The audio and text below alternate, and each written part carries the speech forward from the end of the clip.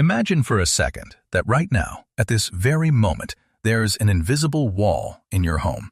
You can't see it or feel it, but it's been keeping you exactly where you are for decades.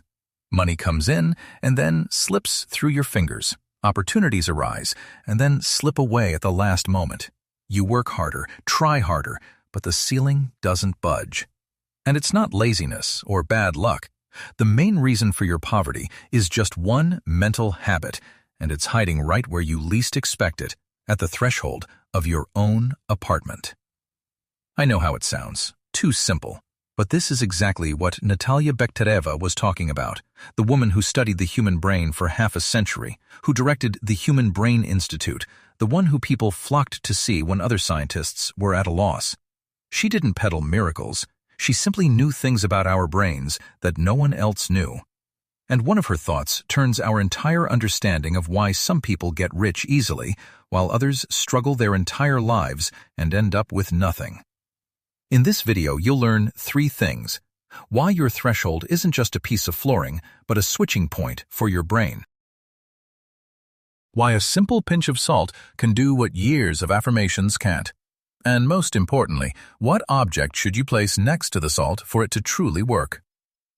Most people perform this ritual and get nothing because they're missing one detail. I'll cover it in full, but first, you need to understand how this invisible wall works. Stay with me. What you hear next is something you won't hear anywhere else.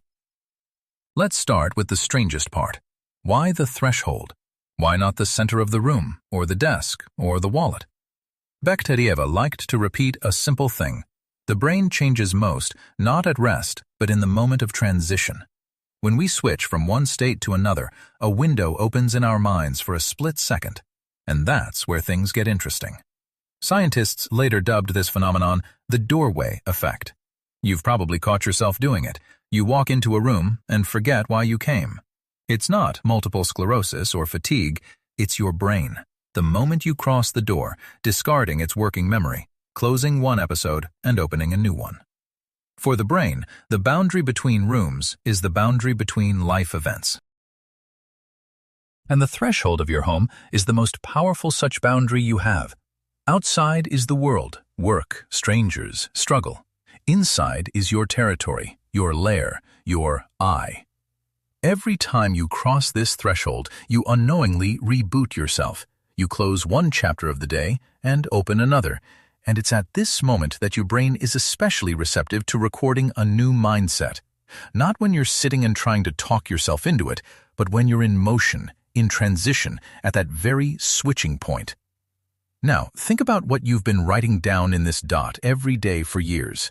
You step through the door and think, "Oh my God, these bills again? I don't have enough money for anything. I'm so tired of dealing with all this."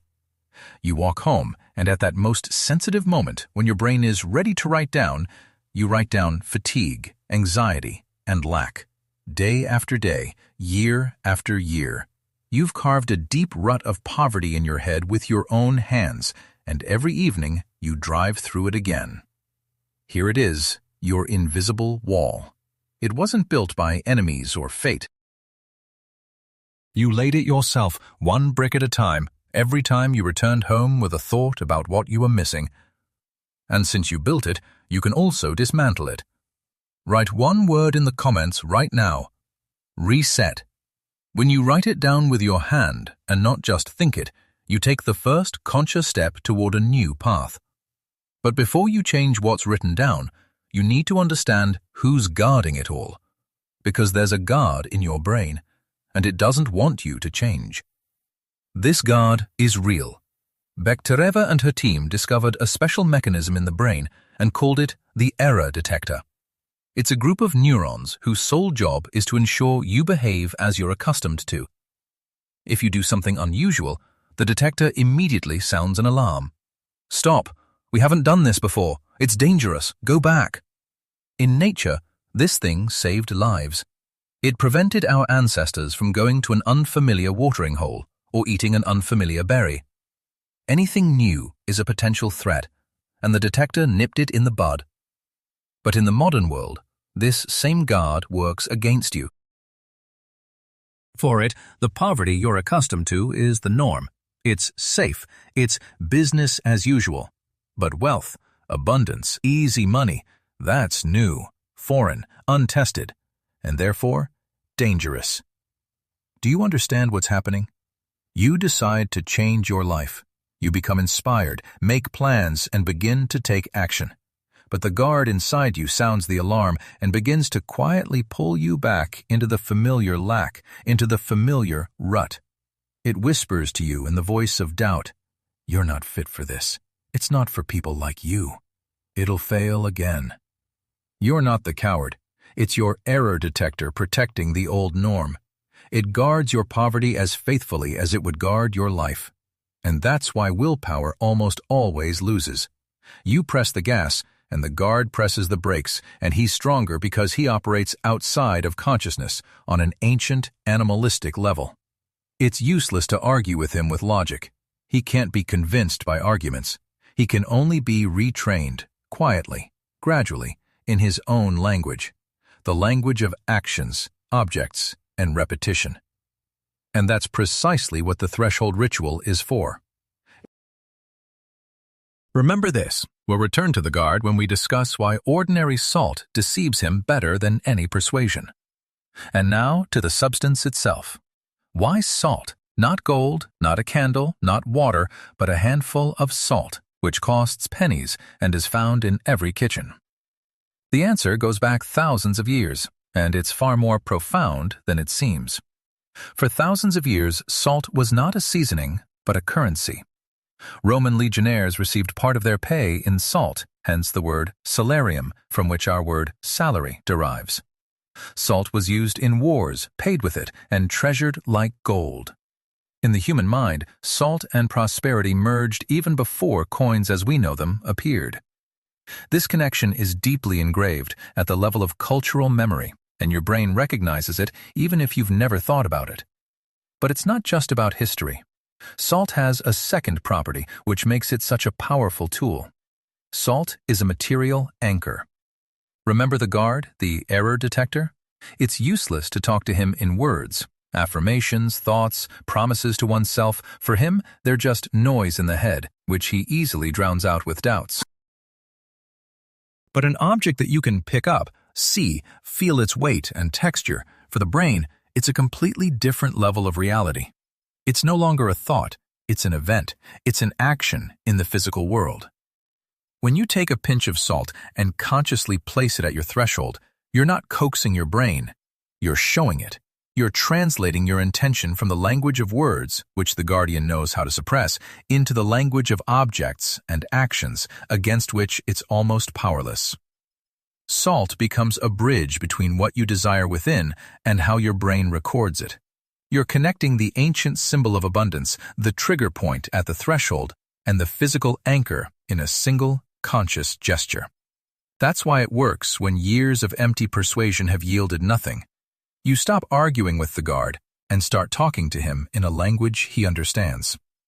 Dwell on this thought. It's more important than it seems at first glance. Your brain trusts actions and emotions, not words. And yet, the salt itself is only half the story. There's that special object placed next to it, and without it, the ritual is empty. It's precisely this that almost everyone who's tried it and been disappointed misses. But before I reveal it, you must understand one more thing: time. Because when you perform this ritual can greatly enhance it or nullify it. More on that later. Placing salt by the door is half the battle. The other half lies in a question almost no one thinks about. When exactly do you do it? Bekhtereva said that the brain doesn't live in a steady flow, but in rhythms. It has ebbs and flows, moments of rise and falls. And if you catch the flow, even the weakest signal is deeply imprinted. But if you catch the ebb, the strongest intention will dissolve without a trace. Imagine someone putting salt in their bin on a Monday morning, not on a Wednesday evening when they're exhausted and want nothing more than to collapse into bed, but on Monday, at the start of the week, when the thought automatically clicks inside, "I'm starting over." Psychologists call this the fresh start effect. Any boundary in time, the beginning of the week, the first of the month, the new moon, a birthday, the first day after vacation, works in the mind like a threshold in space. It's a transition point, not between rooms, but between periods of life. And at this point, the brain once again opens that very window for recording. Put two windows together, and you get an effect that neither of them can achieve on their own. A threshold opens a spatial transition. A fresh start opens a temporal transition. When you perform a threshold ritual on Monday morning or the first of the month, the two windows coincide, overlap, and the signal penetrates the brain much deeper. You're striking not at the impenetrable wall of habit, but at the moment when it's slightly open. That's why people who seemed to be doing everything right often got nothing. They added salt whenever they had to, tiredly, casually, at a random moment when their brains were low and closed. And of course, nothing was recorded. But those who chose Monday morning, the new moon, the beginning of the month, were acting at high tide, and the same gesture worked completely differently. Remember this rule about time. We're already very close to the very thing that turns salt into a true tool for wealth. But first, you must understand the most painful thing in this whole story. What keeps most people poor, even when they're desperate to get rich?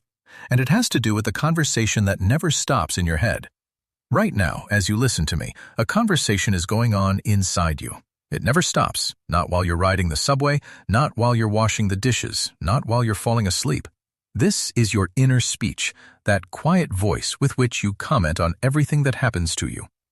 And Bekhtereva understood what still sounds like a revelation to most. This voice literally molds your brain. Every phrase you repeat to yourself isn't just empty words, but a command that your brain follows to restructure itself. Scientists call this neuroplasticity.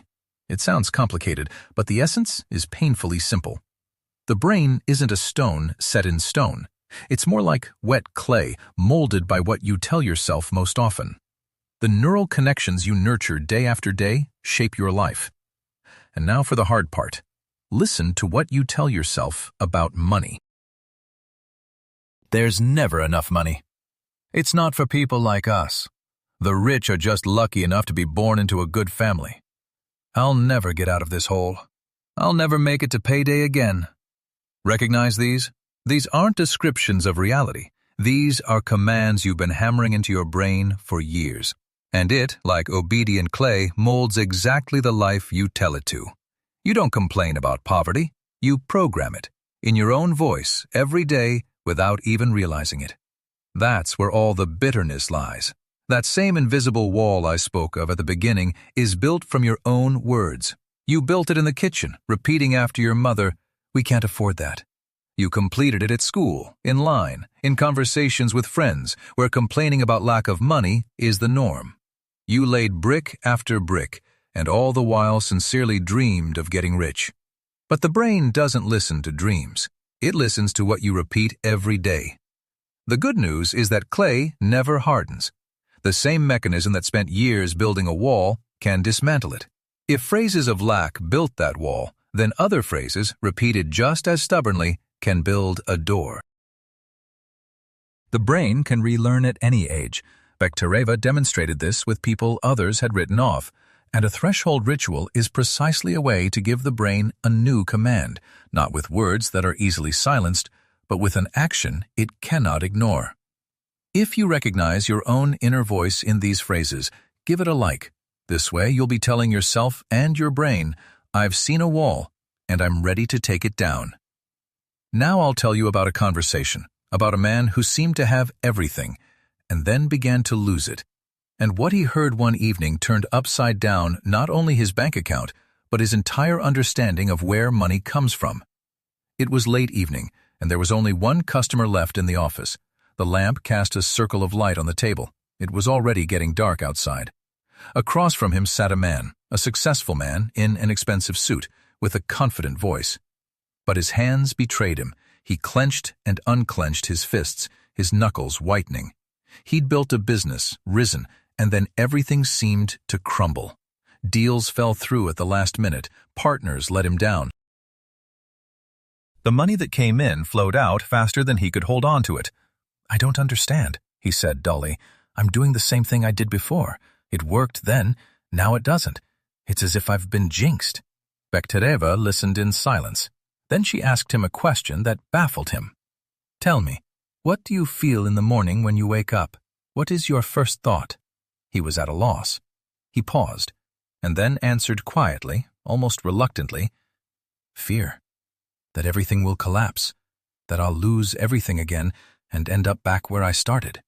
"There you go," she said calmly. "Every morning you give your brain the same command. Everything will collapse. I'll lose again. And your brain, like a perfect executor, searches for a way to fulfill this order. It subconsciously leads you to loss, because for it, loss is a command fulfilled. It's not a jinx or bad luck. It's that deep down, you still feel like that poor kid who doesn't belong among the money. And that image is stronger than any business plan you could ever have." The man sat silently.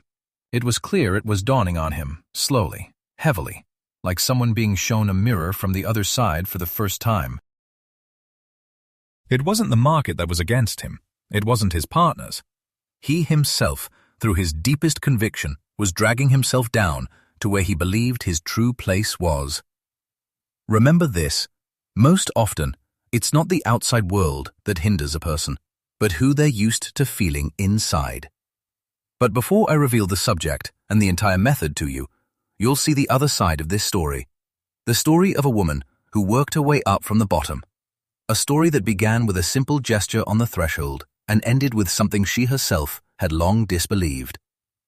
Her name was Vera, and when she first crossed that very threshold of the office, she was wearing the simplest coat and holding a worn notebook. She didn't look like someone who believed in miracles, more like someone who was tired. A cleaning lady, 2 jobs, an adult son who was always in need of money, and the constant feeling that no matter how hard she tried, the ceiling was always the same. She didn't come for wealth. She came, in her words, simply to stop being so afraid of the future. "I count every penny," she said, without looking up. "I economize on everything. I don't allow myself anything unnecessary. And yet there's no money.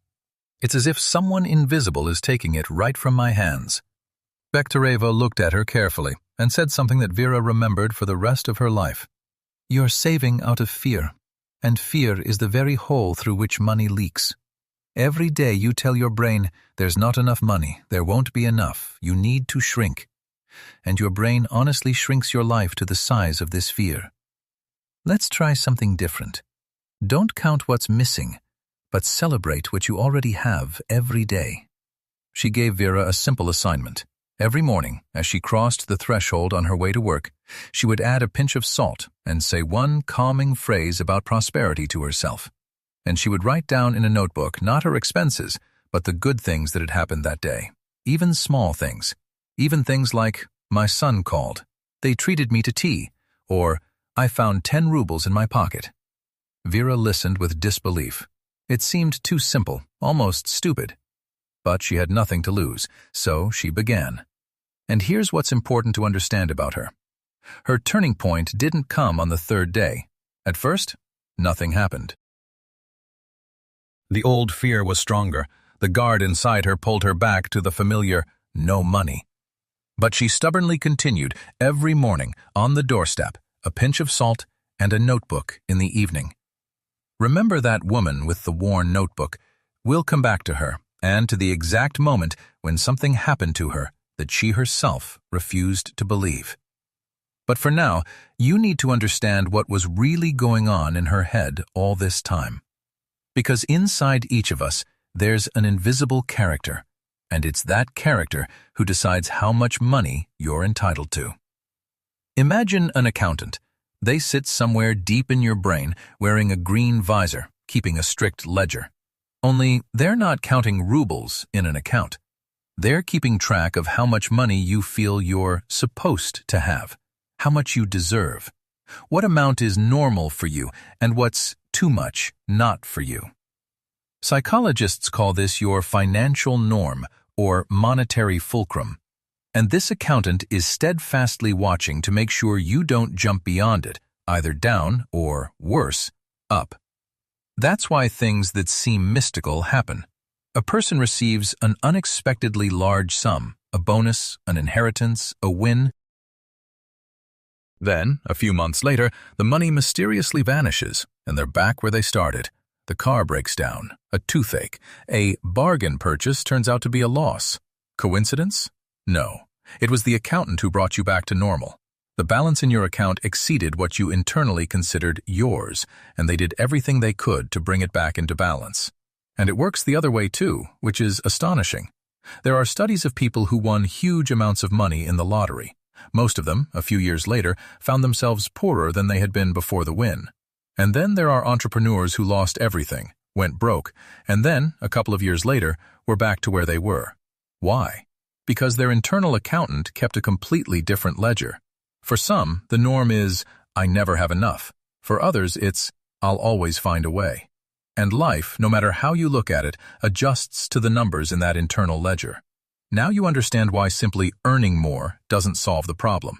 As long as the accountant keeps the old deficit ledger, any money will flow back to the familiar figure. It's not the amount in the account that needs to be changed. What needs to be changed is the mental record, that very norm, that ceiling you set for yourself, often as a child, listening to adults talk about money.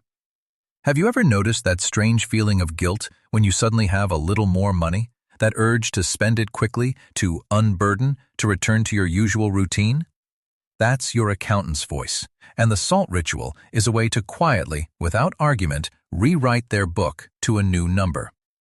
Remember this accountant. Without him, you won't understand the main mistake almost everyone makes. That very mistake that causes millions of people to perform the correct ritual and receive nothing. And now we come to the point of all this, the mistake that ruins all efforts. Listen carefully, because this is where almost everyone stumbles. Millions of people around the world do things for money. They put coins in corners. They wear talismans. They repeat affirmations in front of the mirror. They sprinkle that same salt at the door. And the vast majority get nothing. And then they shrug their shoulders. It's all nonsense. It doesn't work. But the method isn't to blame. The fault lies in a single mistake they make without even realizing it. They perform a ritual with their hands, but inside, at that moment, they feel emptiness or doubt.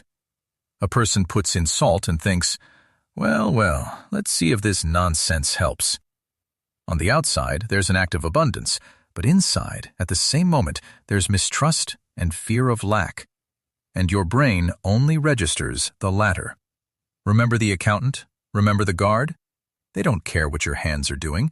They listen to what you feel. But at that moment, you feel exactly the same old lack, and therefore, nothing has changed. Here's the root of it. One person adds salt out of calm and quiet gratitude for what they already have.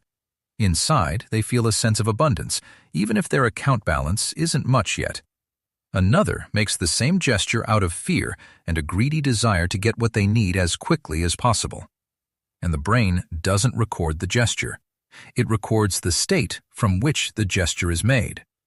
So the first person gradually shifts their norm upward, while the second only further ingrains the old rut of lack. Same action, opposite result. And now that you understand this, you're ready to hear about that very object, the one placed next to the salt, which transforms a simple gesture into a true anchor of abundance. It's a coin. But be careful, not just any coin, and not just any lucky coin.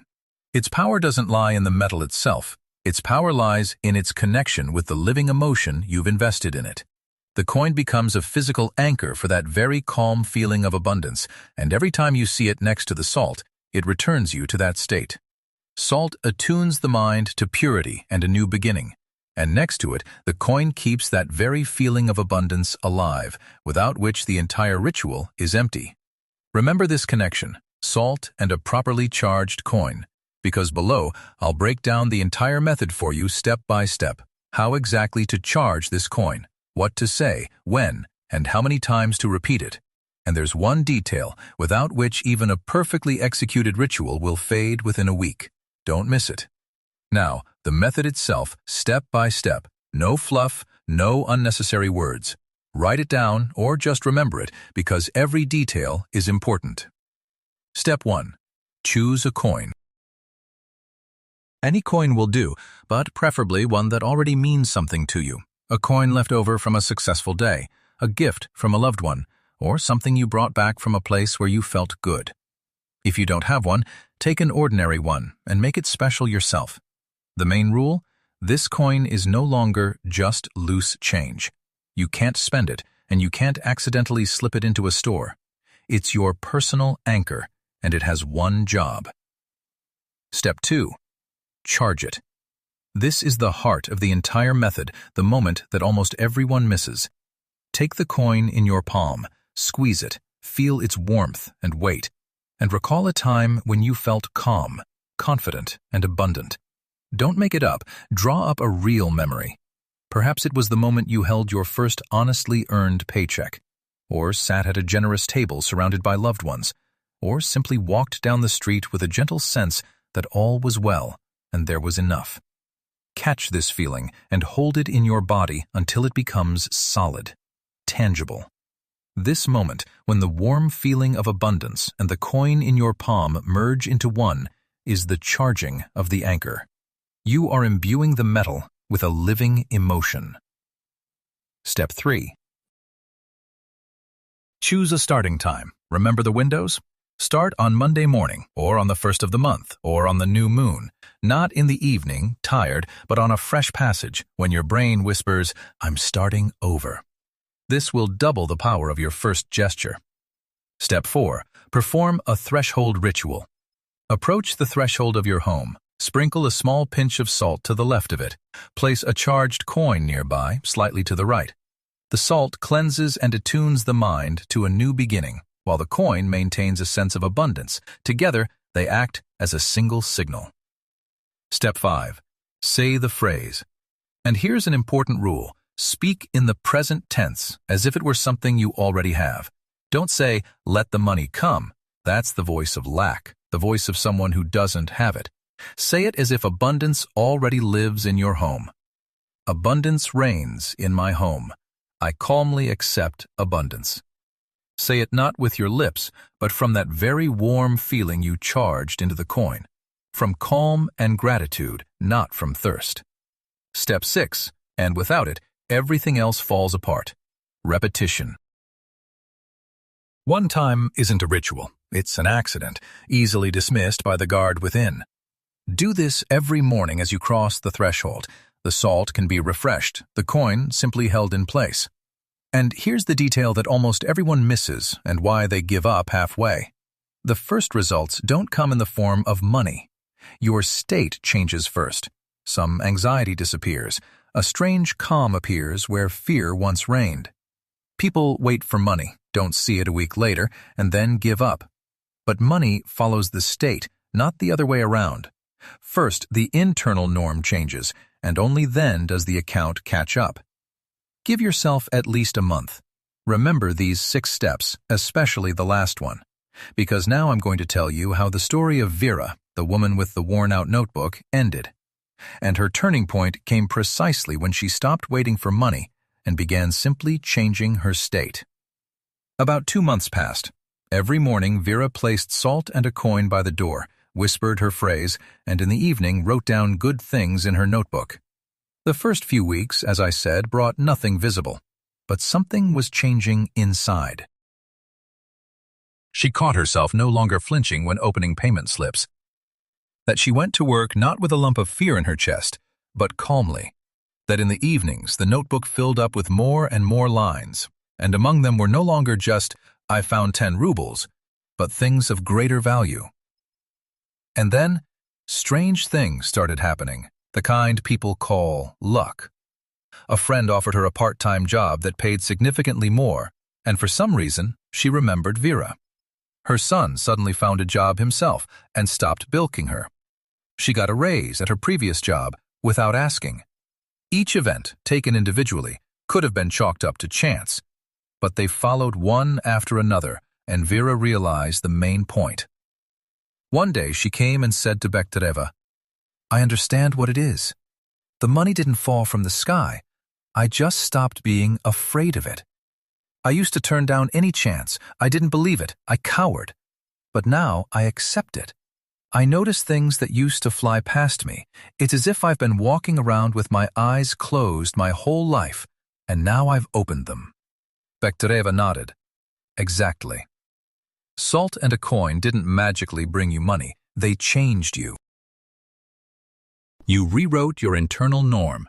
Your accountant now keeps a different ledger, and your guardian no longer considers abundance a threat. Opportunities were all around you before. You just couldn't take them while you felt poor inside, and the ritual was the trigger.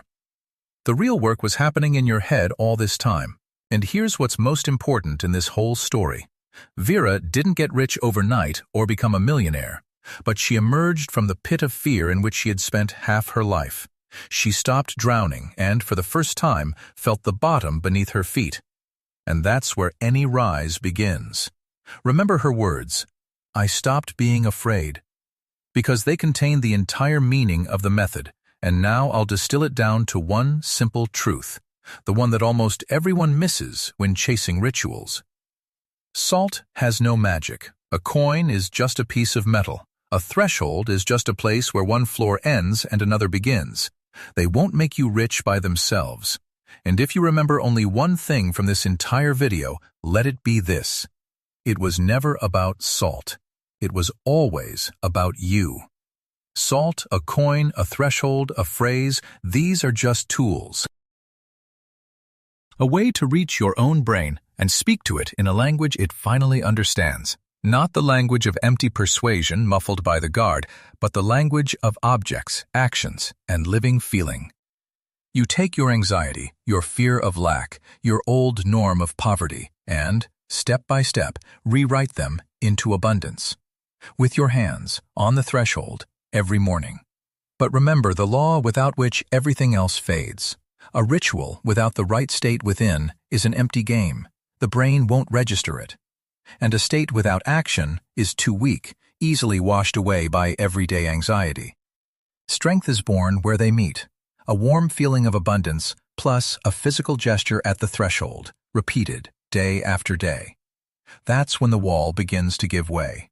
Remember this rule, because later I'll tell you what happens to the wall in the very first days, and why it's then that most people give in one step before the breakthrough. Now let's be honest about what will happen in the first few days, because if you're not prepared for this, you'll quit just when the wall starts to crack. Remember the guard, the error detector? When you start a new ritual, it won't remain silent. It'll sound the alarm at full blast. In the first few days, you'll likely hear a familiar voice inside. "This is all nonsense. You're wasting your time. Where's your money? It's only been a week." The neighbors would laugh if they saw. This voice will be especially loud precisely because you're doing something new and right. This isn't a sign that the method isn't working. It's direct evidence that you've touched the old system and it's resisting. The gatekeeper always screams loudest just before he gives in. And here lies the main turning point. Most people accept this cry as truth. They think, it must be nonsense after all, and give up. A day, a week, before the new mental track has had time to take hold. They retreat just when the wall is cracking, but not yet crumbling. And then they spend their whole lives saying, "We tried, it doesn't work." But they simply didn't get there. They gave up on the threshold of their own breakthrough. Remember Vera. For the first few weeks, she too had nothing but this internal resistance. The guard pulled her back to her familiar fear. But she continued, calmly, stubbornly, every morning. And it was this persistence, not the ritual itself, that rewrote her life. The turning point always comes on the other side of doubt, not on this side. So remember this simple rule for difficult days. When you hear the voice inside you say, "Give it up, it's not working," don't argue with it. Don't try to convince it otherwise. Just keep doing it. Take a coin, feel its warmth, add salt, and say a calming phrase. Action is stronger than doubt.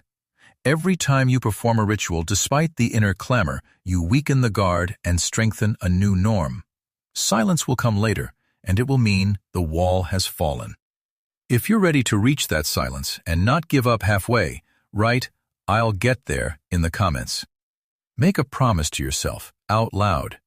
Now, let's put it all together into one picture, so that you don't have any fragments left in your head, but a single, clear mechanism emerges. Remember where we started, the invisible wall at the threshold of your home, which has kept you in place for years. We've analyzed its components.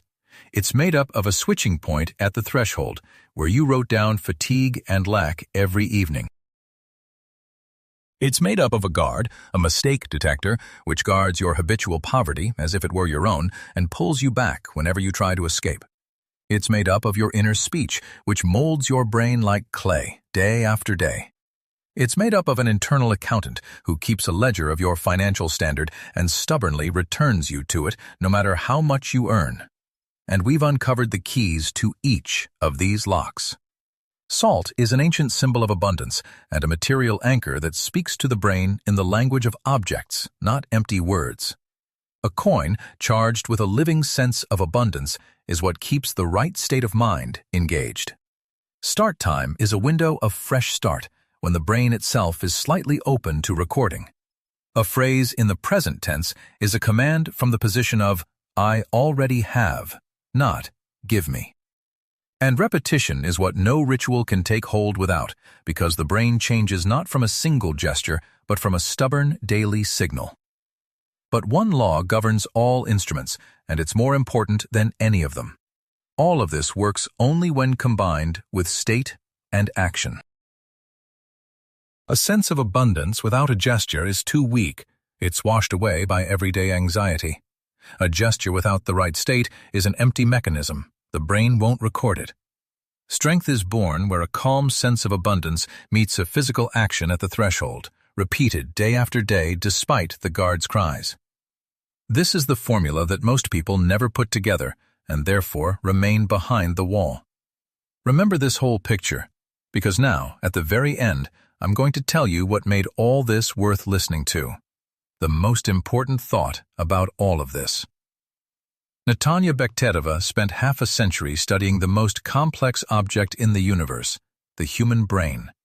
And her main conclusion wasn't about salt, rituals, or money. It was about you. The human brain is capable of changing at any age. The rut you've been treading for decades isn't a death sentence.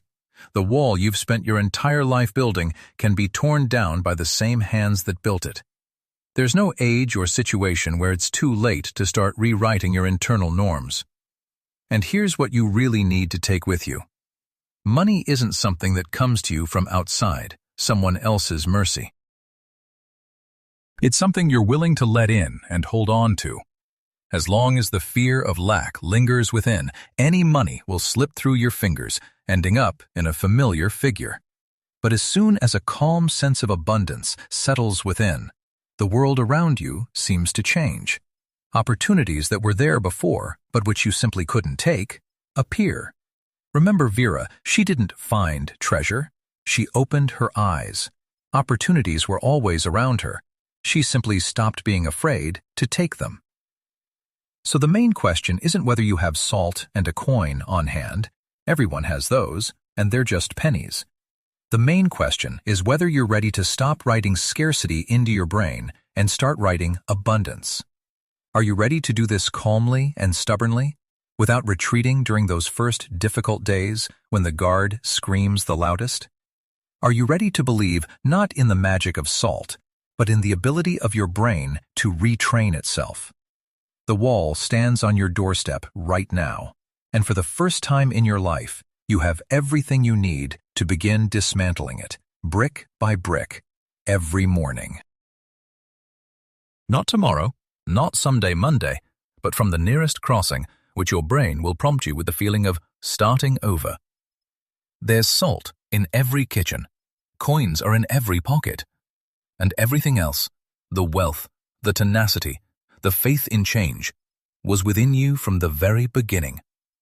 Bekhtereva merely showed you where to look. The rest is just your step across the threshold.